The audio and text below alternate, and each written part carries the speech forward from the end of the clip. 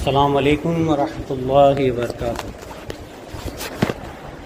رجب کا آخری عشرہ چل رہا ہے اور یہ آخری عشرہ اتنا اہم ہے کہ اس میں دو بہت بڑے واقعات ہیں، دو بہت بڑے اہم دینی واقعات ہیں، یا پھر ایسا کہو کہ دو بڑے لوگ بولتے ہیں کہ جشن۔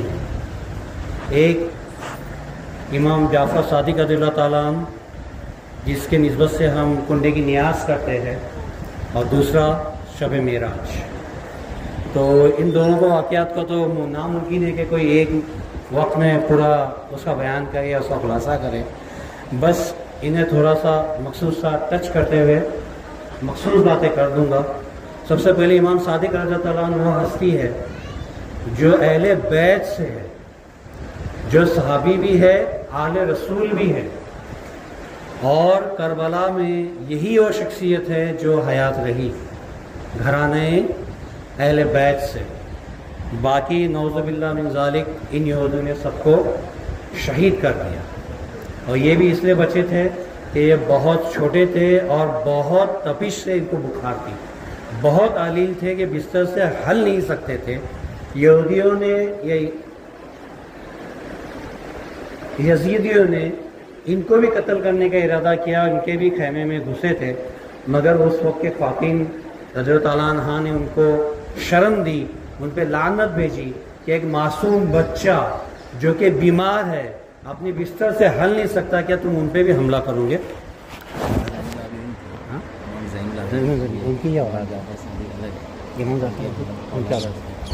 یہ جو تھے یہ امام زین العابدین رضی اللہ تعالیٰ عنہ جن کی میں بات کر رہا ہوں، ان سے جو ہے جعفر صادق رضی اللہ تعالیٰ عنہ کی پیدائش ہے۔ تو یہ سلسلہ جو ہے اہل بیت سے ہے، اور یہ خود اہل بیت میں سے ہے۔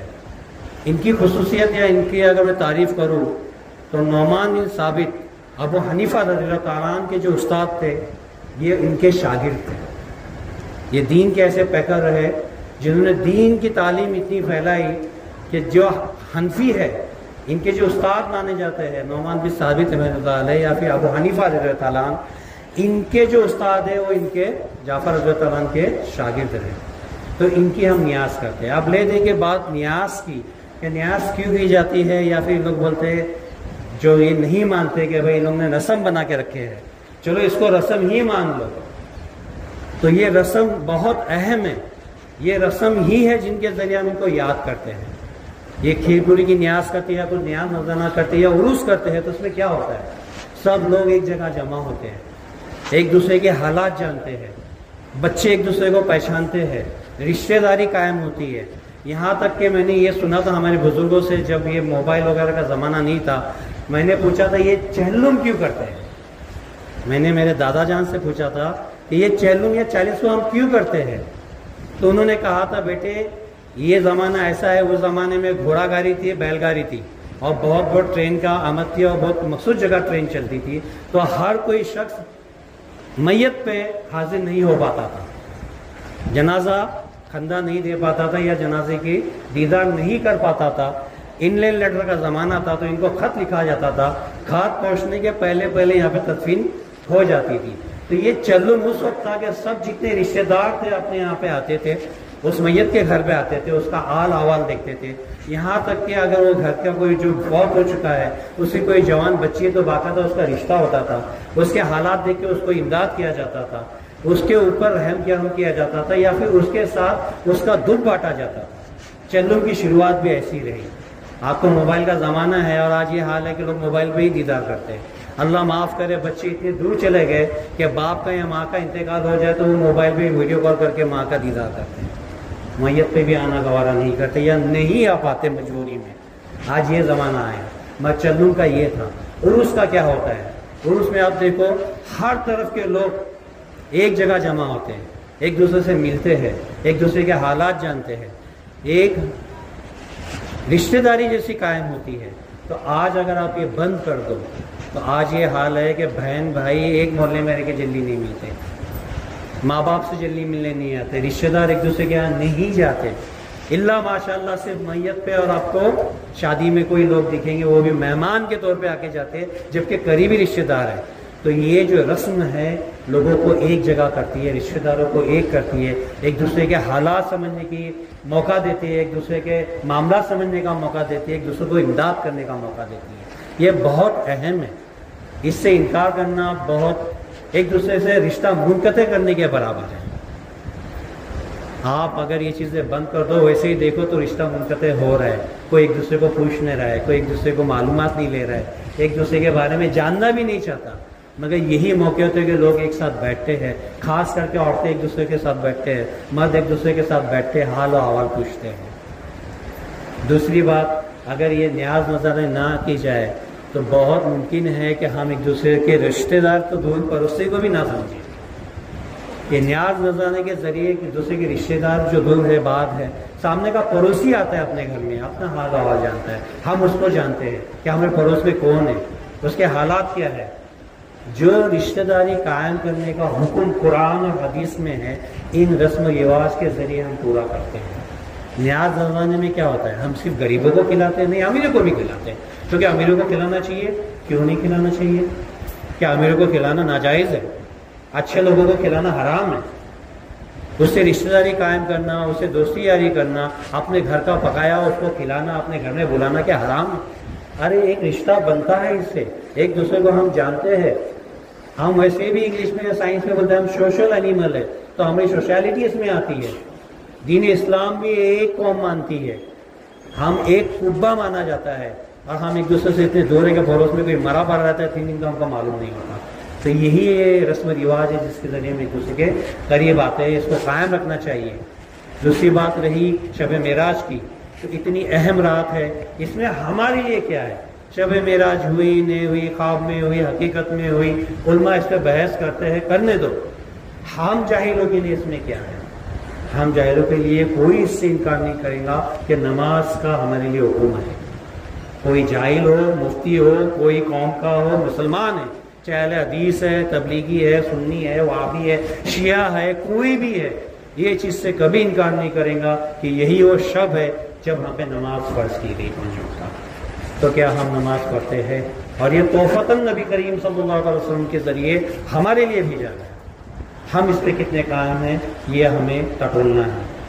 ہم سنی بولنے کے لیے تو بہت سنی بولتے ہیں، چاہے کوئی بھی ہو، اہل حدیث بھی اپنے آپ کو سنی بولتا ہے، تبلیغی اپنے آپ کو سنی بولتا ہے، جو سنی اہل سنت جماعت سے وہ اپنے آپ کو سنی بولتا ہے۔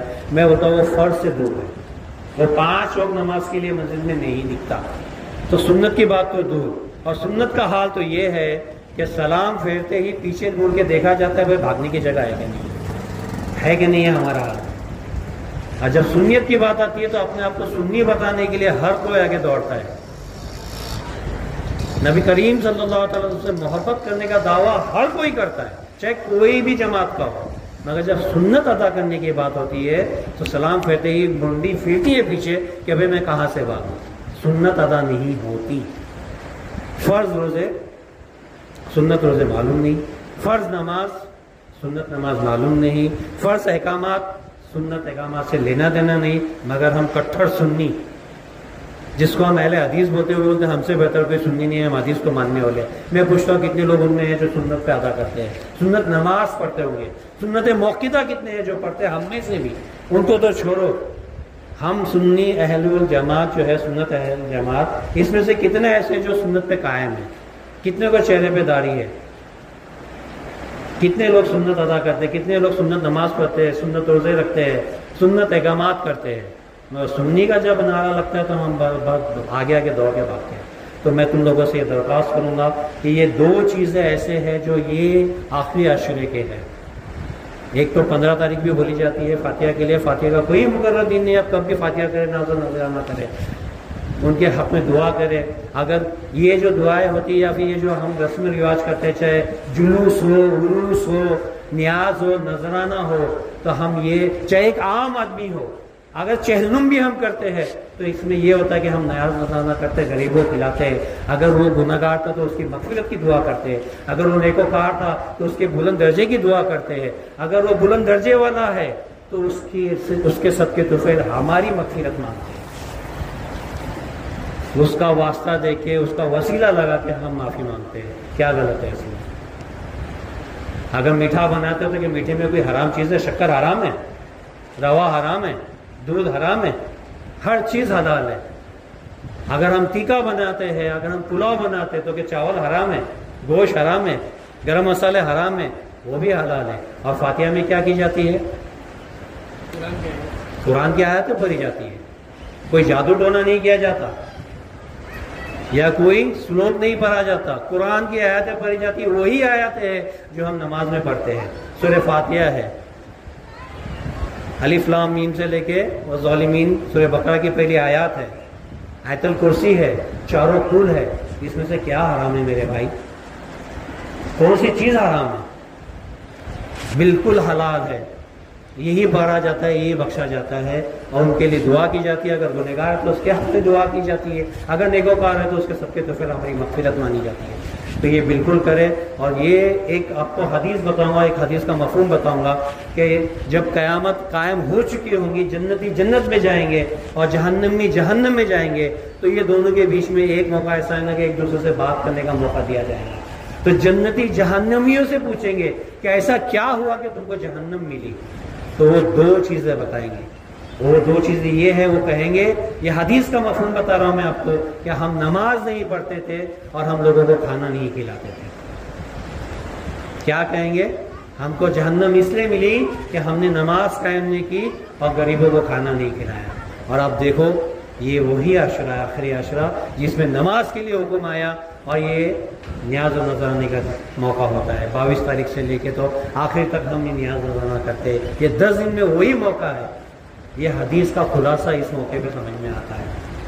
میں آپ لوگوں سے درخواست کروں گا، سب سے پہلے سنی کہتے ہو اپنے آپ کو، چاہے کوئی بھی جماعت سے ہو، تو پہلے فرض پہ آ جاؤ اور پھر سنت بھی مضبوطی سے پکاؤ، اور یہ نیاز نذرانہ کرو، لوگوں کو غریبوں کو کھلاؤ۔ ضرور نہیں تم بڑے بڑے ڈیگ پکاؤ، تم کسی کو ایک وقت کا کھانا کھلا دو۔ نہیں کچھ کرتے تو ہمارے زمانے میں چنے وٹانے اور اس پہ کھری شکر ملا کے دیا کرتے تھے۔ جس گھر میں نیاز ہوتی تھی اس گھر سے بچے آتے تھے چھوٹی چھوٹی پوریاں لے کے، نیاز بول کے ہم کو دیا کرتے تھے۔ ہم کو اچھی طرح یاد ہے، اس میں چنے ہوتے تھے، وٹانے ہوتے تھے اور کھری شکر ہوتی تھی، اور چھوٹی سی پوری ہوتی تھی کہ اگر ہم 6 لوگ ہیں تو 6 لقمے کھا لیں۔ کوئی حرج نہیں ہے بڑا بڑا کچھ کرنے کے لیے۔ آپ کی جو حیثیت ہے، اللہ نے جتنا آپ کو نوازا ہے، آپ نیاز نذرانہ کرو، غریب کو کھلاؤ، اور اپنی فرض پہ مکمل قائم رہو۔ اور اپنے آپ کو سنی کہتے ہو تو سنت ابھی سے پکڑ لو، کم سے کم سنت نماز پہ تو آ جاؤ۔ اللہ ہمیں کہنے سننے سے عمل کی توفیق عطا فرمائے۔ السلام علیکم رحمۃ اللہ وبرکاتہ۔ ایک بہت اہم اعلان کرنا تھا، میں نے اس سے پہلے بھی کہا کہ اس مسجد کا تعمیری کام چالو ہے۔ الحمدللہ بہت سا سامان دینے کی لوگوں نے وعدہ کیا ہے۔ لوکھنڈ کا معاملہ تھوڑا اٹک رہا ہے، لوکھنڈ کے لیے جمع پیسے نہیں ہو رہا ہے۔ لوکھنڈ کی جو قیمت آ رہی ہے غالباً 1,60,000 سے 1,80,000 کی آ رہی ہے۔ میں آپ لوگوں سے درخواست کروں گا کہ آپ خود اگر کچھ کر پائے یا کسی سے کروا پائے تو 1,80,000 کا لوکھنڈ جمع کرنا ہے، اللہ کے گھر کے لیے کوئی اس کے لیے آگے بڑھے اور اس میں امداد کرے۔ السلام علیکم ورحمۃ اللہ وبرکاتہ۔